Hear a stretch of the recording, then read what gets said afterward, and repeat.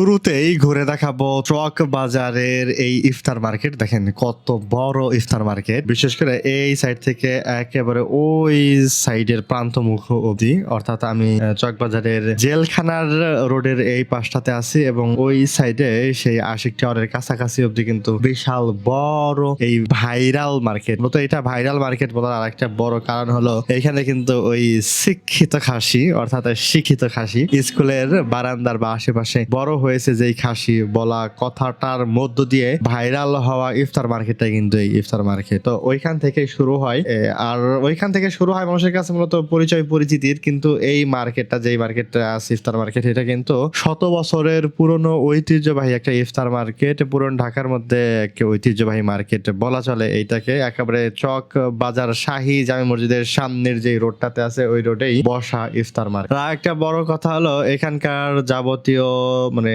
যা যা বানানো হয়, যাবতীয় খাদ্য সামগ্রী সবই একটু আধুনিক এবং নান্দনিক। দেখেন এই যে আমার সামনে, এই যে আপনাদের যেটা দেখালাম একটু আগে, জিলাপি বানানো হচ্ছে। এই জিলাপির কথা যদি বলি, মানে পেঁচিয়ে পেঁচিয়ে পেঁচিয়ে পেঁচিয়ে যেভাবে জিলাপি মূলত বানানো হচ্ছে, এছাড়া ওই যে সামনে যে জিলাপি গুলো রেখে দেওয়া হয়েছে, এই জিলাপি গুলো যদি একটু দেখেন টোটালি প্রেমে পড়ে যাবেন এখানকার খাদ্য সামগ্রীর উপর। তবে এখানে মূলত এই সাইড থেকে ওই সাইডে যতগুলো আইটেম আছে মানে শত আইটেম রয়েছে এখানে খাদ্যের, বাট তেলের আইটেম গুলো বেশি, মানে তেল চুপচুপে আইটেম। আসলে ওনাদের কিছু করার নাই, মানুষ তেলের চুপচুপানো আকর্ষণীয় কোনো খাদ্য সামগ্রী না রাখলে মানুষ তেমন আসলে টানে না বা পছন্দ করেন না। তো দেখেন এইখানে এখন যেই পয়েন্টটাতে আমরা আছি, এইখানে মূলত চপ বিক্রি হইতেছে, কয়েক রকমের চপ আছে। সাথে এখানে শুধু চপই যে বিক্রি হয় তা না, বড় বড় নান রুটি, এই নান রুটি গুলো একটু ইউনিক, বিশেষ করে সবজি নান রুটি, জানি না শুনছেন কিনা, আবার ঘি নান রুটি,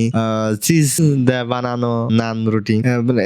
এইখানে আসলে টোটালি ইউনিক, বিদেশি বলা চলে না, দেশি খাবার গুলোকে বিদেশি ধাঁচে তৈরি করা হয়েছে মূলত এখানকার। আর এখানকার যেভাবে ওনারা শব্দ করে, যেভাবে ওনারা সুরেলা কণ্ঠে ডাকে, মানুষের আকর্ষণ জায়গায় এবং উচ্চ বাক্য প্রয়োগ করে, জোরে জোরে ওই বাক্যগুলো প্রয়োগ করে জোরে জোরে উচ্চ শব্দে মানুষের বা কাস্টমারের মন জয় করে তোলে। আর আরেকটা কথা না বললেই নাই, এখানে চপের কিছু আইটেম রয়েছে মাংস দিয়ে বানানো, মাংসকে টোটালি কাবাব আইটেমের মতো পেঁচানো হয়। দেন সেই এখানে দেখবেন গোল গোল বড় রোল আকারের মাংস আছে, তো ওই মাংসটাকে পুরানোর মধ্য দিয়ে এবং ভাজার মধ্য দিয়ে এমন এক ইউনিক মাংসের আইটেম বানায় তোলেন, এটা খেতে অনেকই খুব সুস্বাদু। আবার ঝালমুড়ির একটা কথা বলি, ঝালমুড়ির এখানকার বানানোর উপায় কি? ঝালমুড়ি বলতে রমজান কালীন সময় মানুষ তো ছোলামুড়িটা বেশি, এখানে মাংস কুচি কুচি কুচি করে কেটে দিবে, আবার এখানে কিছু ভাজা মাংস থাকবে, সেই সাথে ঘুন্নি বুট দিয়ে বানানো ঘুন্নিটা থাকবে, বুট বলতে ডারবি, আর বুট ছোলা বুট, যেটা ছোলা বুট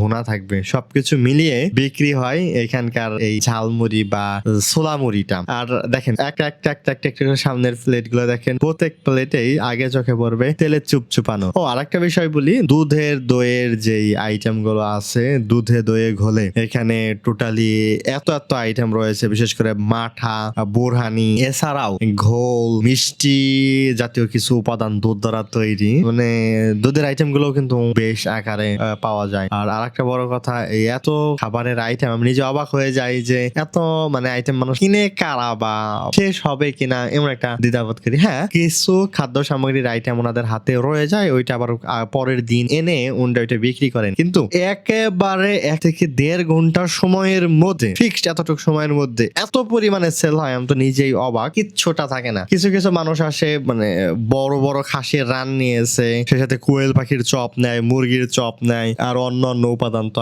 আছে, সব একটা নেই একসাথে। দেখেন এই যে হলুদ ড্রেসে যে ভাইরা এখানে আছেন, ওনারা মূলত মশলা যোগে মুরগির বড় বড় লেগ পিস ভেজে ভেজে বিক্রি করতেছেন। একসাথে দেখা যায় যে 50 থেকে 100 পিস ভাজেন, উঠান, নিমিশেই 5 থেকে 8 মিনিটের মধ্যে শেষ হয়ে যায়। টোটালি অবাক করার একটা বিষয়। আচ্ছা, আর আরো কিছু আইটেমের কথা বলি, ওনরা মানে ওনাদের এইখানে তেলে ভাজার পাশাপাশি যদি মানে সতর্কতার খাতিরে কিছু আইটেমের কথা বলি, সেটা হলো এখানে উচ্চ মশলা প্রয়োগ করা হয়। আবার পাশেই যেহেতু মৌলভীবাজার, কেমিক্যাল জাতীয় আইটেম তো ওইখানে শেষ, উচ্চ মশলা, সুগন্ধি মশলার পাশাপাশি পারফিউম অ্যাড করা হয়। মিষ্টি জাতীয় যেই উপাদানগুলো আছে, এটাতে আসলে ঘন চিনি নামে উপাদান, যা একটা জঘন্যতম বিষয় আমার কাছে বা কষ্টদায়ক বিষয়, এই ঘন চিনি ইউজ করা হয়। আর আরেকটা বিষয় হলো তেলের বিষয়টা, তেলের যেই আসলে হাইজিন মেনটেন করা প্রয়োজন, তেমন হাইজিন মেনটেন করা এখানে হয় না বললেই চলে, এমন হয়। টেস্টি সল্ট ইউজ করা হয় উচ্চ মাত্রায়, এটা তো আসলে আমাদের